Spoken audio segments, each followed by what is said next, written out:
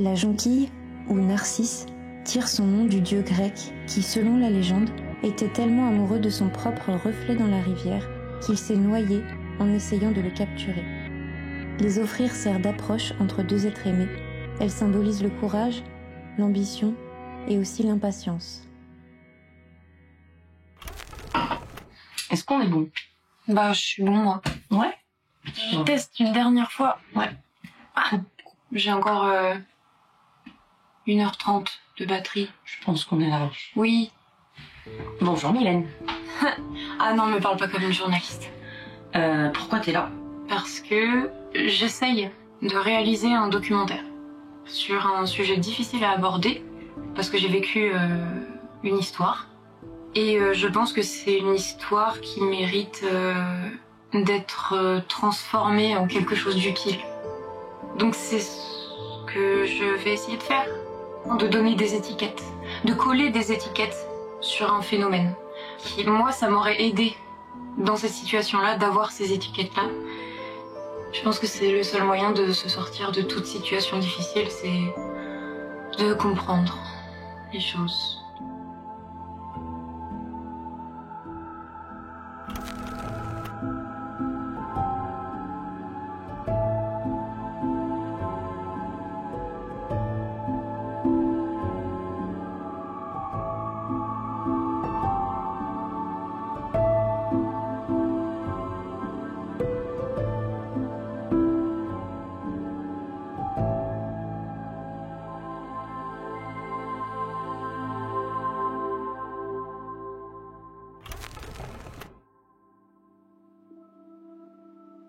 Quand je l'ai rencontré, j'avais 19 ans et j'habitais à Berlin à l'époque. C'était un ami à ma sœur. Il a 7 ans de plus que moi, donc il avait 26 ans à l'époque. C'était genre une très belle histoire, on tombait un peu amoureux tous les deux en même temps. Notre rencontre, c'était il y a quelques années. C'était les occupations de fac en 2018. Ce que j'ai ressenti, je crois que comme dans toute rencontre, c'est dans le milieu amical, ça s'est fait de manière très fortuite. Et c'était la première fois qu'on me consacrait autant d'intérêt de toutes mes relations, que ce soit amoureuse, amicale, familiale. Et du coup, il m'appelait très souvent. Et en fait, c'était une période où ça n'allait pas très bien. Et du coup, ça a été un soutien au téléphone. Et il m'écrivait des poèmes. Il m'appelait assez souvent. Du coup, je suis tombée sous son charme. Je tombais amoureux de notre histoire d'amour, quoi. C'était très très beau. Elle pouvait avoir par exemple ces moments de grands gestes, grand élan amoureux où genre elle allait passer devant chez moi et juste jeter des petits cœurs dans ma boîte aux lettres à travers la porte de mon entrée. Donc j'étais chez moi et hop, je vois des petits cœurs qui tombent par terre. Du coup, c'était assez sympa. On a commencé à se voir assez souvent, assez vite. J'avais une sorte de fascination, parce que c'était quand même un personnage qui avait un certain charisme, quoi. C'est devenu une espèce de relation fusionnelle, mais pas comme le coup de foudre, comme j'ai pu en avoir. Là, c'est plus à un moment donné, t'as la personne qui prend une place, parce que cette place était vide. Et toi, tu lui laisses cette place, elle comble un certain nombre de trucs, et dans un premier temps, ça a été effectivement extrêmement fusionnel. On a un schéma très très classique avec 3 phases en fait. La séduction, la période après qu'on peut dire idéalisée et idéale, où la personne est charmante, joyeuse, sympathique, généreuse, polie, si c'est un homme galant. Il savait aussi être extrêmement gentil, hyper attentionné. Donc moi, je me sentais aimée, appréciée. Il m'écoutait, j'étais écoutée. Il y avait ce truc de je pense à toi. Mais je pense qu'il l'a fait aussi un peu exprès pour pas que j'ai le temps de voir d'autres personnes. Quand tu prends du recul, c'était l'illusion du grand amour. Il y a une phase fusionnelle qui sert à établir les bases, le référent qui te permettra ultérieurement de tout accepter. La première phase, c'est effectivement principalement une surprésence de ce que j'ai vécu pendant que cette personne-là m'a séduite. Elle m'a pas dit que des compliments. C'est trop gros, tu vois. Trop suspect. Et c'est pour ça, mais oui, bien sûr. Mais c'est pour ça que je dis que c'est la manière dont c'est fait qui est très importante. Et je pense que cette surprésence, c'est vraiment ce qu'il faut retenir. Cette sensation d'avoir jamais été aussi intéressant, que la personne nous libère tout d'un coup. C'est un robinet, un flux continu d'amour. La particularité du choix de la proie en amour, c'est que cette victime future a des failles. Et là, le manipulateur les détecte entre 5 minutes et 15 minutes.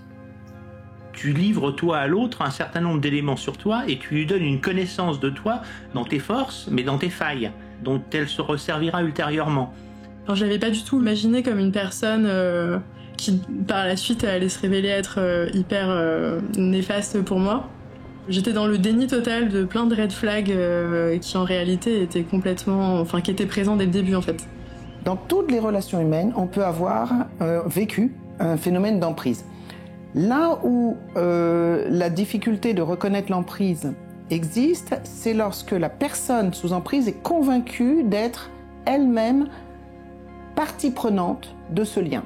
C'est-à-dire qu'elle va toujours penser qu'elle est volontaire, qu'elle a choisi elle-même de faire telle ou telle chose pour l'autre, qu'elle a choisi de rentrer dans la relation, de la poursuivre, d'aider l'autre. On n'y voit aucun défaut. Et puis, une fois que la mouche est dans la toile, eh bien, ça change. Au début, vous êtes formidable, à ses yeux. Vous avez du talent, vous êtes belle, vous êtes beau, vous êtes fantastique. Puis, le manipulateur va vous demander de vivre ensemble très rapidement, ou de vous faire déménager, ou l'inverse. Vous avez plus de fortune ou plus d'espace, il va se déplacer chez vous. Et lui, il a décidé de venir vivre à Berlin, de tout quitter pour venir à mes côtés. Et moi, j'étais chez mes parents, donc il a vécu un moment chez mes parents. Il faisait déjà partie de ma famille alors que j'avais pas vraiment demandé. Et donc, j'avais pas vraiment de moyen de m'extraire de ça, parce que quand je rentrais, il était là. Et aussi, il m'accompagnait déjà à mon lycée, donc il était très présent et je voyais de moins en moins mes amis déjà à ce moment-là. On se voyait tout le temps, on passait des heures et des heures au téléphone, on n'était pas en permanence physiquement ensemble, mais on était en communication permanente. Il était aussi très présent par message, appel vocal, Instagram. On se voyait beaucoup. Ça me dérange pas trop, je sais que je peux avoir besoin ou envie, moi, de voir une personne beaucoup si vraiment je ressens un truc fort. Alors moi, tant que c'est beau et qu'on vit des beaux moments, en fait, voilà, j'ai envie de les vivre, j'ai envie d'y aller à fond. Et du coup, 6 mois plus tard, je décide de partir avec lui en France. Et du coup, la seule stabilité que j'avais, c'était lui. Parce qu'en France, j'avais personne d'autre à part ma sœur. Mais ma sœur ne me parlait plus parce que je m'étais mise avec son ami. Alors pour reparler de la définition de l'emprise, d'abord elle peut être large parce que tout dépend des contextes. On a l'emprise qui peut être d'un individu sur un autre, mais aussi d'un individu sur un groupe, comme par exemple dans les sectes. D'ailleurs, les personnes qui sont sous emprise d'un individu à un autre peuvent décrire au bout de plusieurs années avoir le même sentiment que s'ils étaient embrigadés dans une secte. C'est-à-dire qu'ils n'arrivent pas à avoir une clairvoyance, c'est un phénomène qui est progressif. Donc voilà, il y a une sorte d'inconscience du phénomène, mais que d'autres personnes, nos proches, peuvent reconnaître. Et je pense que ce qu'on ressent, nous, sont de gros indicateurs. Et dans cette première phase, il y a aussi un relevé chez presque tous les témoins que j'ai interviewés. C'est l'intuition. Généralement, dès le début, il y a quelque chose qui va pas. Moi, j'étais déjà en couple quand j'ai rencontré cette personne. Et j'ai eu énormément de mal à me séparer de mon copain de l'époque parce que je sentais qu'il fallait pas que j'aille vers cette personne-là. Il y a énormément de red flags que tu ignores, je pense, à cause de ce robinet d'amour, en fait, tu vois. Et puis ensuite, une fois que la relation est stable, alors il y a une dégradation de son regard vis-à-vis de nous, et puis il nous induit que on n'est plus à la hauteur, que heureusement que les autres ne nous voient pas comme ceci. Ils vont diminuer, ils vont faire en sorte que l'on diminue notre estime personnelle. La phase la plus difficile, c'est le moment où je suis venu sur Paris, où là, ça a pris une toute autre dimension. Là, effectivement, il y a eu des gestes violents, il y a eu des paroles violentes, il y a eu des attitudes violentes qui étaient soit de la violence, soit du silence accablant. C'est une relation qui a duré 9 mois. Pour moi, c'est assez court, mais ça m'a semblé très très long, quoi. Je passais par tellement d'étapes, de choses violentes que j'avais jamais faites, que je m'étais jamais faites à moi-même non plus. J'étais en train de devenir la personne que je voulais absolument pas devenir. C'était peut-être sa façon d'être amoureuse ou d'aimer, mais en tout cas, clairement, j'ai compris aussi encore plus tard que c'était pas aucune forme d'amour là-dedans, quoi. Au travail, il m'amenait, il venait me chercher. Et moi, au début, je trouvais que c'était une belle intention, mais au bout d'un moment, je me disais, mais c'est pas possible, je n'ai aucune liberté, en fait. Aussi, avec tout mon salaire, je payais tout le loyer, et du coup, moi, je n'avais aucune liberté financière. En fait, j'étais complètement dépendante de lui, et je me pensais incapable de faire le trajet jusqu'à mon travail. Et j'avais perdu toutes mes capacités, en fait, et il me disait que je n'étais pas capable. Quand je l'ai rencontré, moi je fréquentais déjà quelqu'un et lui assez vite il m'a dit ouais va falloir que t'arrêtes de le voir quoi. Ça a commencé par une espèce d'intrusion permanente sur qu'est-ce que tu fais, avec qui tu es. Isoler des personnes que je connaissais, oui. Et j'ai rompu d'ailleurs avec toutes les personnes. En fait, je m'enfermais quoi. Je voyais même plus mes amis non plus, donc parce qu'elle était jalouse de mes amis aussi. J'étais même jalouse de ma mère. Une fois, elle m'a dit, mais tu dis je t'aime à ta mère, mais c'est bizarre, quoi. J'étais là, bah. Il a commencé à faire des crises de jalousie quand je voyais des amis. C'était de pire en pire ces messages. C'est des trucs du genre, ouais, qu'est-ce que tu fais avec ta pote? Je te crois pas, enfin genre je mens. Bah oui, j'étais la menteuse de service. Même quand j'étais malade, il s'occupait pas de moi parce qu'il disait, ouais, tu mens, t'es même pas malade. Donc ça, c'est assez typique.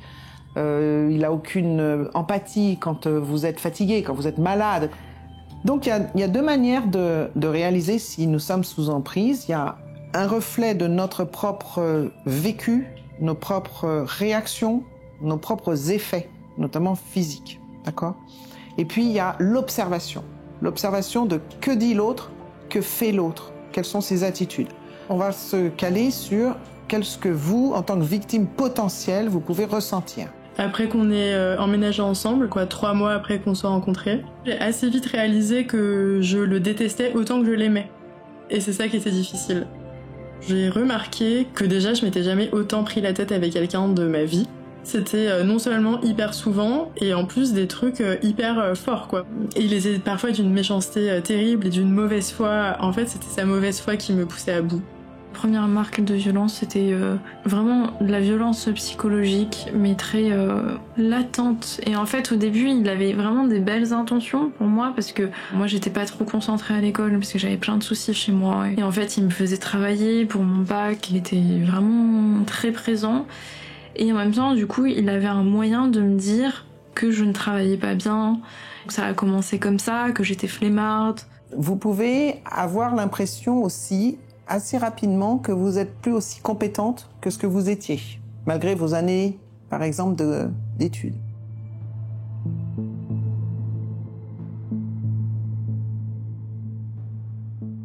Quand vous avez affaire à un vrai manipulateur, manipulatrice, ça va toucher votre être profond. Ça peut vous détruire.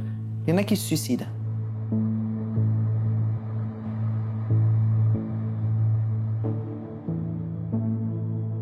Ce moment-là précis où elle me quitte, en fait, au bout de 10 jours, ça a été le moment où elle m'a ferré, en fait, presque. C'est-à-dire que je sais que tu as une peur de l'abandon très très forte. Je vais te montrer que tu peux me perdre, même sans raison, comme ça. Genre, tu ne le verras pas venir. Elle arrivait vraiment à mettre le doigt là où ça pouvait faire le plus mal, quoi. À certains moments, on décide de partir à un endroit.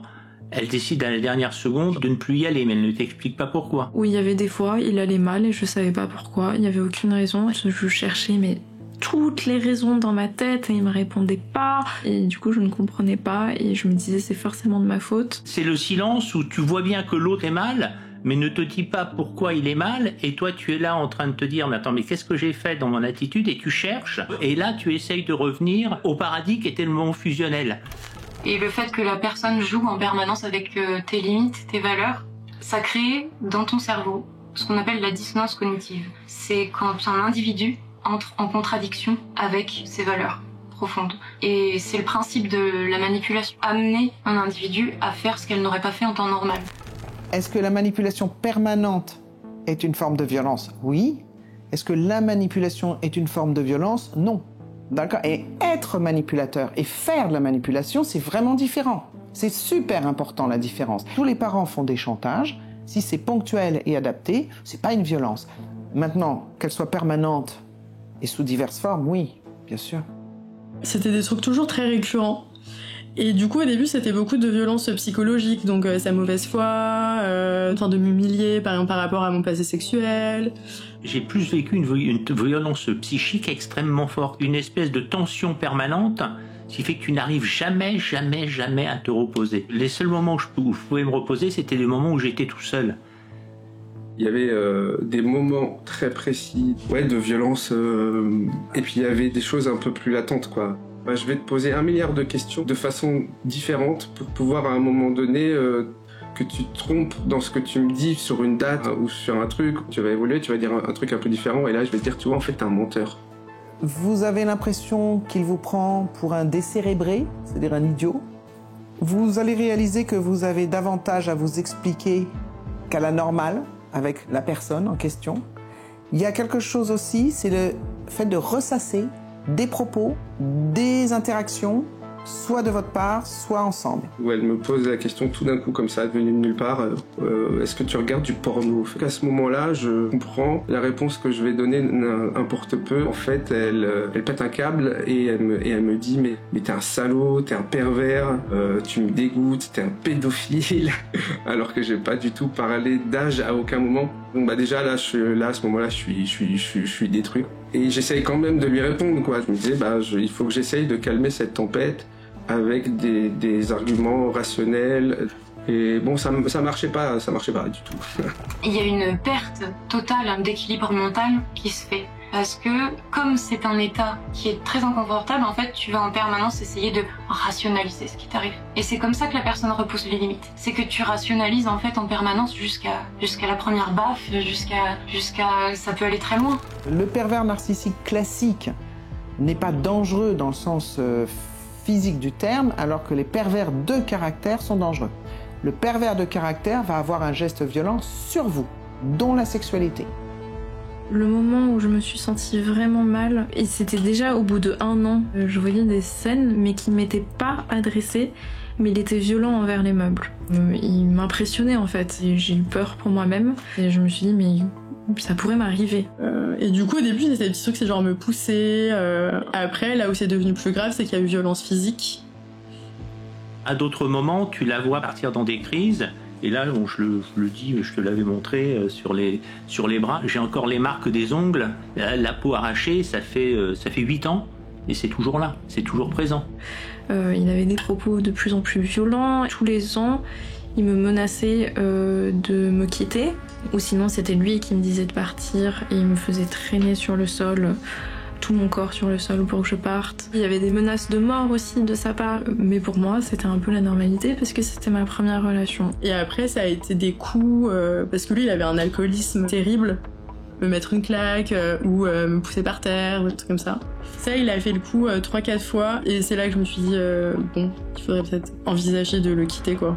Au bout de 5 ans je me suis dit mais j'en ai marre en fait, la vie elle est trop stressante, j'en peux plus. Je peux pas être toujours sur le qui-vive où je sais pas s'il va être de mauvaise humeur. On avait de plus en plus de moments extrêmes. Et moi, j'arrivais pas à m'en sortir. Donc il y a la violence physique, évidemment, ça m'a beaucoup blessée. Mais je pense que le pire, c'était de se sentir un peu bête quand on est dans une relation comme ça. Et c'est une humiliation qui est hyper intime. Parce que c'est pas une humiliation publique où vraiment tu te sens au plus bas de toi, face à une seule personne. Enfin, j'ai mis du temps à me relever de ça, et du coup j'ai eu du mal après, même encore aujourd'hui. J'ai peur de me livrer pour qu'après ce soit réutilisé contre moi plus tard. Et du coup je pense que c'est ça qui m'a fait le plus mal, c'est comment quelqu'un peut te faire sentir si mal et si bas avec 1 ou 2 phrases. Quand ces personnalités-là en arrivent à être violents physiquement, c'est qu'ils sentent qu'ils peuvent. Moi ça m'est arrivé une seule fois. Je me souviens que juste après, il m'avait dit que c'est mon caractère qui le rendait comme ça quand même un petit peu. Il a mis 3 jours à vraiment s'excuser et à dire qu'il avait fait quelque chose de mal, sans forcément même parler de violence physique. Il y a des gens qui se suicident en fait, qui finissent par être trop mal, parce qu'ils sont en permanence en dissonance cognitive au contact de ces personnalités-là. Et cette dissonance cognitive, du coup, elle est dangereuse. Elle est dangereuse, je pense, pour n'importe qui, et encore plus quand on a déjà des tendances à la dépression ou au burn-out, ou des gens qui sont vraiment bipolaires, ou... Des gens qui ont des failles, tu le disais tout à l'heure. Oui, mais on peut ne pas forcément avoir de troubles psychiatriques et être en danger aussi face à ces personnes-là, en fait, c'est au cas par cas.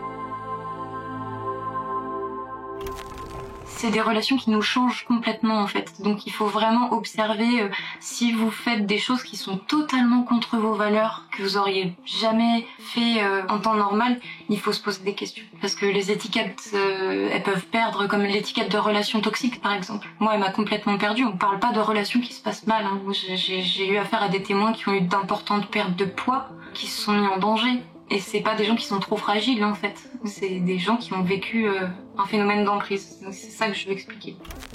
La première chose que vous allez vivre, c'est certainement des troubles du sommeil avec une augmentation de l'anxiété. Et puis, il y a la dépression, les symptômes de stress qui vont arriver extrêmement rapidement. Vous pouvez aussi remarquer, ça peut prendre plusieurs semaines ou mois, que quand vous êtes en présence de cet individu, vous redevenez enfant, vous êtes inhibé, vous ne dites plus ce que vous pensez, vous ne vous opposez plus. Par contre, vous pouvez très bien vous fâcher, c'est-à-dire beaucoup plus que d'habitude. Vous rentrez dans des émotions beaucoup plus puissantes. J'étais tellement énervée que j'étais en train de couper une carotte, je vais lancer la carotte dessus. Et du coup, ça, c'était quelque chose pour moi, parce que j'avais jamais connu ça avant. Où là, je me suis dit, putain, il est quand même capable de me pousser assez loin dans mes réactions. Alors, selon votre tempérament, soit vous êtes un extraverti, à ce moment-là, vous pétez les plombs régulièrement, vous agressez, mais parce que vous êtes agressé, mais d'une façon différente et subtile, et on peut vous taxer d'ailleurs d'être agressif. J'en étais arrivé à un point où c'était soit je n'étais plus moi-même et je devenais violent, parce que face à une violence, tu emmagasines, soit je m'en allais. Et j'ai fait le choix, moi, de m'en aller. Je ne me voyais pas taper quelqu'un, c'est pas dans ma nature. Et en fait aussi, le moindre bruit, la moindre chose que je pouvais casser, il s'énervait et il devenait violent par les mots, par les gestes et tout ça. Donc en fait, moi, je n'osais plus exister. Vous pouvez aussi avoir un caractère plus inhibé, et dans ces cas-là, vous êtes encore plus inhibé. Voilà, ça c'est pour les axes personnels il y a quelque chose qui a changé. Vous êtes moins drôle, vous êtes moins souriant. Vous pouvez même être agressif envers les autres membres de la famille, si on reste que dans le contexte conjugal. Vous les voyez de moins en moins. Le truc aussi qui est difficile, c'est que je savais qu'il avait un mental d'acier et que lui, jamais il lâcherait sur rien. Il était vraiment capable de me mentir comme ça d'un truc qu'il avait fait il y a 2 secondes, et j'étais vraiment genre mais... Comment c'est possible Et c'est ça qui pousse à bout en fait, c'est... Il sait que tu sais, et il te dit quand même l'inverse. C'est pas dans leur fonctionnement de dire la vérité. Ils vous la diront jamais à vous, et ils la diront jamais aux autres non plus. Donc vous savez ce que vous avez vécu, et il faut lâcher prise là-dessus en fait, parce que c'est des gens qui entament pas des relations amoureuses. Je pense que c'est des gens qui entament des batailles à votre insu, et c'est des batailles qui sont perdues d'avance parce que eux ils fonctionnent comme ça. Du coup, faut abandonner la recherche de leur empathie, la recherche de leur validation. C'est pas des relations qui sont faites pour ça. Parce que c'est ça aussi, il y a un gros problème d'empathie chez ces personnalités pathologiques. J'aimerais dire aux gens de faire attention aux étiquettes parce qu'on n'est pas médecin. Moi, je suis pas médecin, je peux pas poser un diagnostic sur quelqu'un. Il y a que des médecins ou des spécialistes qui peuvent poser un diagnostic. Les étiquettes de manipulateurs, de pervers narcissiques et même les étiquettes de victimes et de bourreaux qui sont, entendons-nous, pour aucune des deux amélioratives en fait. On est obligé de faire un diagnostic parce qu'il s'agit d'une personnalité pathologique. C'est des mots importants en psychiatrie, c'est de la psychiatrie. On ne guérit pas d'une personnalité pathologique, c'est une structure. Il ne se sent pas troublé par ses propres comportements et ses propres émotions. Du tout. Il considère même au contraire, et ça ressemble à la paranoïa, mais c'est pas une vraie paranoïa, mais il trouve que c'est la société, ce sont ses collègues, c'est son conjoint, ce sont ses enfants, ce sont ses voisins qui déconnent. Et c'est peut-être la chose la plus difficile à faire comprendre dans cette vidéo, c'est que ce fonctionnement existe, de ce que j'en ai compris, peu importe comment on les appelle. Et du coup, c'est des gens aussi qui portent un masque d'une personne qui ne sont pas. C'est des gens qui ont besoin d'exister, qui vont se sentir importants par le trauma de l'autre, que ce soit conscient ou pas. Je sais que pour moi, ça a été hyper difficile à entendre en fait et à admettre. C'est lorsque vous réalisez. D'abord, on le réalise jamais toute seule, alors ça c'est très important. C'est obligatoirement soit un ouvrage, une conférence, une émission de télé, radio, une presse écrite, un podcast. L'extérieur nous dit, voilà les symptômes, voilà les caractéristiques d'un manipulateur, d'une manipulatrice. Et professionnellement, j'en ai établi 30. Il en faut au moins 14 sur les 30, sachant que la majorité, ils en ont 27, 28, 29, 30. S'il n'y a pas de prise de conscience qu'on est dans un système, ça devient un système, même à deux, comme celui-ci, un piège, on ne pourra pas s'en sortir. Donc c'est toujours l'extérieur qui va nous faire tirer la sonnette d'alarme. Tu prends contact avec une association, mais à ce moment-là, dans ta vie, tu es toujours avec la personne. Oui, parce qu'en fait, moi au début, j'ai pris contact avec l'association pour y aller avec lui. Du coup, on m'a dit que c'était certainement pas une bonne idée que je lui dise j'ai entendu aucune séparation, je n'ai entendu que des fuites. Généralement, la personne n'est pas là, on prend les valises pendant que la personne n'est pas là et on s'en va, ça se fait par message, ça se fait toujours en queue de poisson. Et du coup, on se sauve. Il n'y a pas de séparation et il n'y a pas de deuil. Ce type de personnalité n'a pas envie que tu fasses le deuil de la relation, tu vois. C'est un fonctionnement. Rompre avec un manipulateur, c'est la meilleure chose à faire, sauf que cette décision, elle n'est pas radicale non plus. Ça ressemble beaucoup à l'effet de la femme battue qui retourne vers son bourreau. C'est très très fréquent qu'il y ait des allers-retours dans la séparation. On peut considérer que ça fait partie du processus de la séparation. Parce que le manipulateur ou la manipulatrice vous rattrape avec son côté positif, son côté bon. Et tous les bons souvenirs, c'est ça la manipulation, c'est que c'est pas 100% mauvais. Il y a énormément de qualités chez ces gens-là. Mais le cerveau des gens amoureux va retenir les bons moments. Donc il doit se rappeler à chaque fois les mauvais moments. Qui va nous les rappeler? Nos amis. Et du coup, mes copines, elles m'ont vraiment... Enfin, je les remercie pour ça, elles m'ont vraiment genre motivée à le laisser tomber, quoi. Elles m'ont dit genre vraiment, nous on est là. Après, il y avait la question de comment on t'annonce ça à quelqu'un qui te fait peur. Je ne sais plus d'où j'ai trouvé le courage, mais je lui ai quand même dit les choses. Voilà, c'est fini, je te quitte... Je pense que je lui ai pas dit que je l'aimais plus parce que sur le coup c'était pas vrai. Ça a pris plusieurs années. Il a été violent une fois de trop et là j'ai décidé de le quitter une bonne fois pour toutes. Il n'a pas voulu. Pendant 6 mois j'ai dû me le coltiner dans notre appartement parce que je cherchais un autre endroit où vivre. Sa mère me faisait aussi du chantage en me disant que si je le laissais seul, il allait se passer quelque chose de très grave. Aussi, entre-temps, il finit par me violer. Moi, j'avais pas eu conscience que je m'étais faite violer par lui. Et j'ai raconté cette scène-là à des amis à moi, 2 ans plus tard. Et ils m'ont dit que c'était un viol. Il faut oser en parler. Si on n'a pas le feedback, on peut très bien ne pas considérer que notre situation est anormale. Et suite à notre relation, il y a eu aussi une période de harcèlement. Enfin, il m'a harcelée, mais moi j'étais aussi... je m'en suis aussi voulu de ça, c'est que moi j'ai eu du mal à couper le cordon, entre guillemets.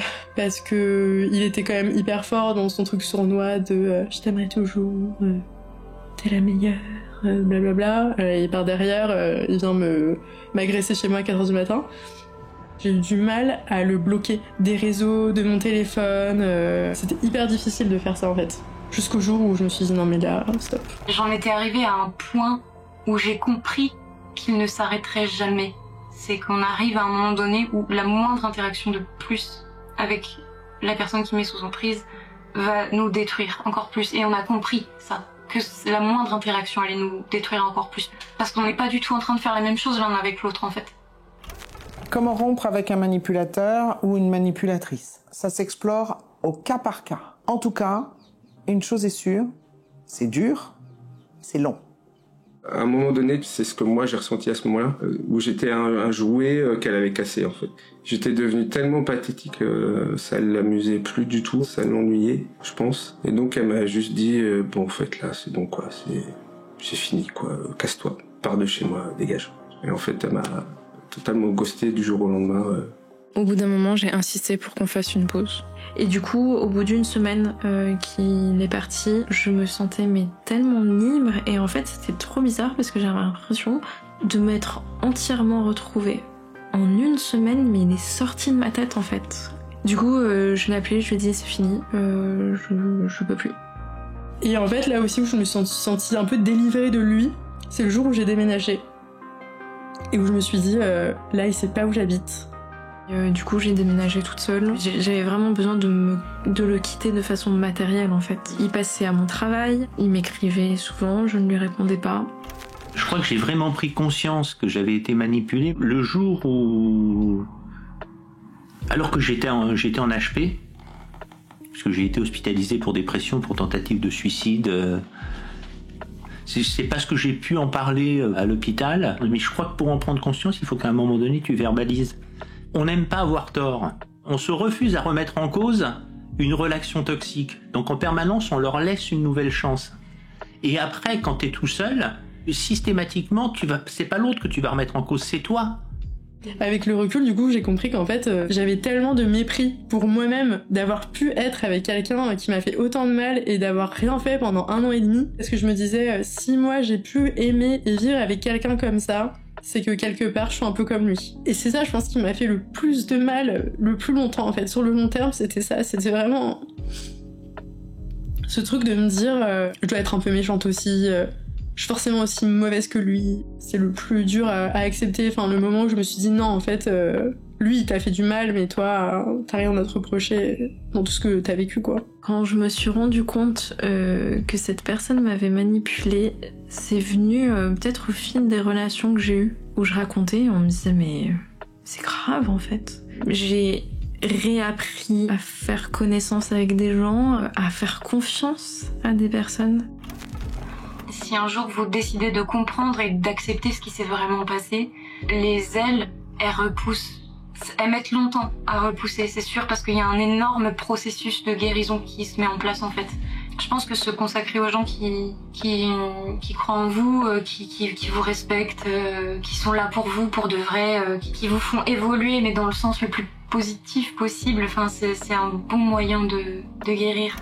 On doit être soutenu par au moins une personne de notre entourage amical ou familial, mais évidemment, comme il y a des effets psychologiques graves, le psy, mais attention, tous les psys sont pas prêts à porter toute la difficulté de la situation. J'ai plongé vraiment pendant 3 ans dans une espèce de dépression très dure.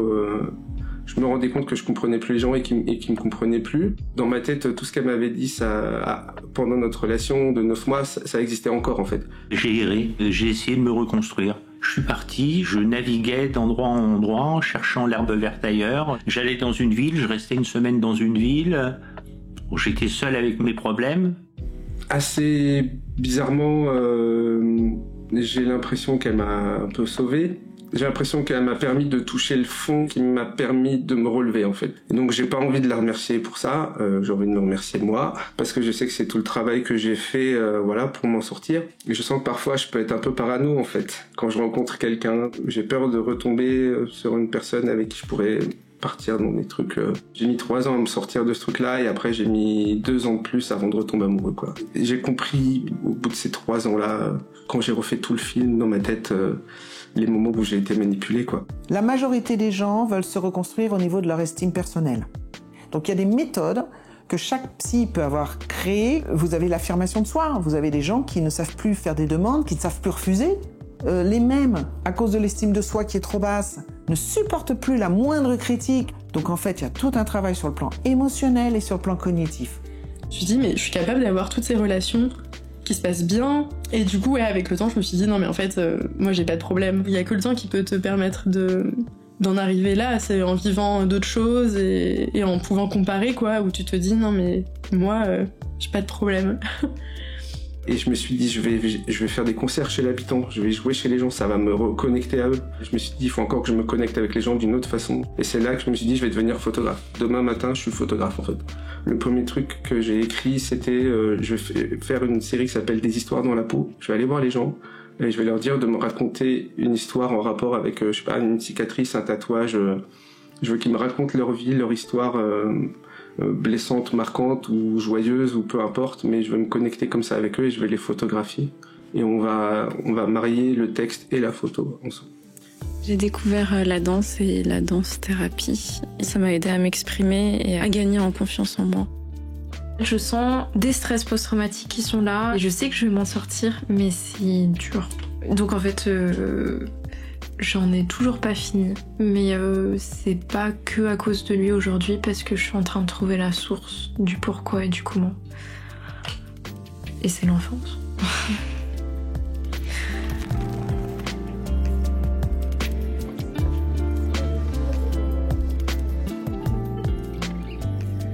Je voudrais conseiller aux gens qui peuvent, qui en ont envie, c'est de faire quelque chose de ça. Et il faut transformer en fait tous les souvenirs, les symboles qui représentaient la relation, les surnoms, les cadeaux, utilisez-les quoi. Écrivez, parlez-en, donnez cette histoire aux gens. Que ce ne soit pas vain. Pour que ce soit pas vain. Ouais, effectivement, parce que il faut en parler, c'est un phénomène qui, je pense, mérite d'être compris et diffusé. Mais aussi parce que quand on en fait quelque chose et qu'on le propose aux gens, bah, en fait, ça nous appartient plus. Et voilà, du coup, avec cette vidéo, cette histoire-là, elle n'appartiendra plus.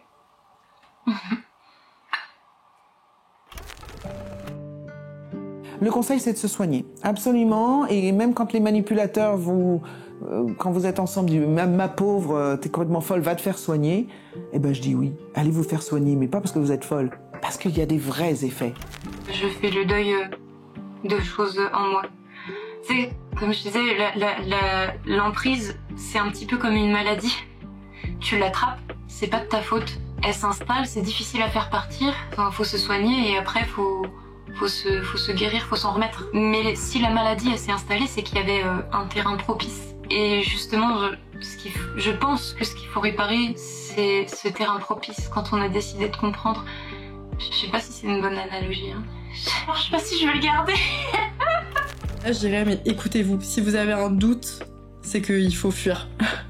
Si tu sens qu'il y a un loup, va-t'en.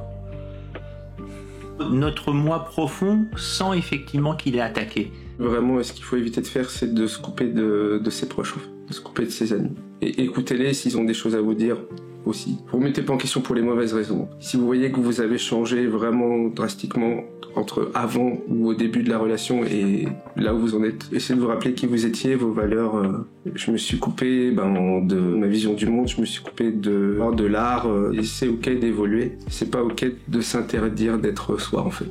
Après, pour toutes les personnes qui s'en sont déjà rendues compte ou qui sont en post-rupture, il faut se soigner parce que on ressort pas indemne de tout ça. Il y a d'autres personnes qui existent et qui peuvent faire du bien, que ce soit des amis, d'autres relations amoureuses, des proches, de la famille. Parle-en. N'aie pas honte à trouver quelqu'un avec qui tu pourras en parler, que tu sois un mec ou que tu sois une nana.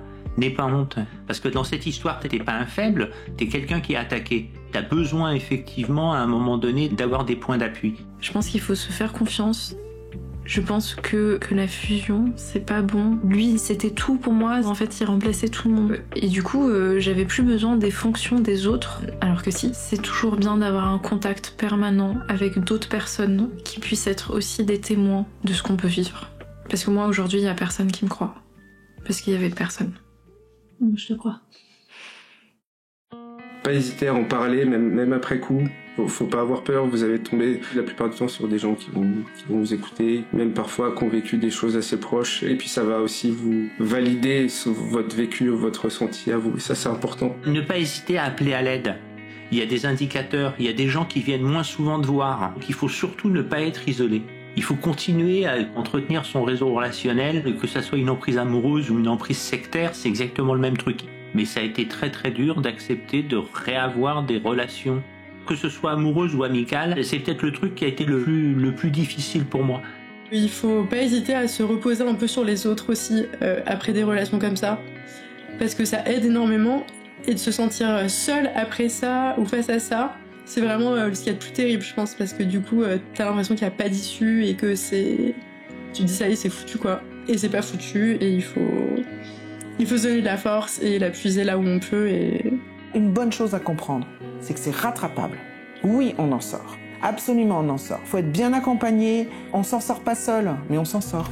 Peu importe depuis combien de temps vous êtes isolé dans ce genre de relation, même si toutes vos connaissances vous ont tourné le dos parce que c'est des relations qui isolent socialement, il y a toujours des solutions. Il y a toujours des associations, des personnes qui sont spécialisées, qui connaissent ce genre de personnalité, qui savent ce qui vous arrive et qui vous croient. Dans ce genre de situation, tournez-vous vers des gens qui vous aident et qui sont bienveillants, qui comprennent ce qui vous arrive, qui vous respectent, qui vous aiment vraiment pour ce que vous êtes vous et qui vous jugent pas. Il y a toujours des solutions. On peut toujours s'en sortir. La jonquille, ou narcisse, est une fleur de printemps qui symbolise de manière générale et dans de nombreuses cultures le renouveau et l'espoir.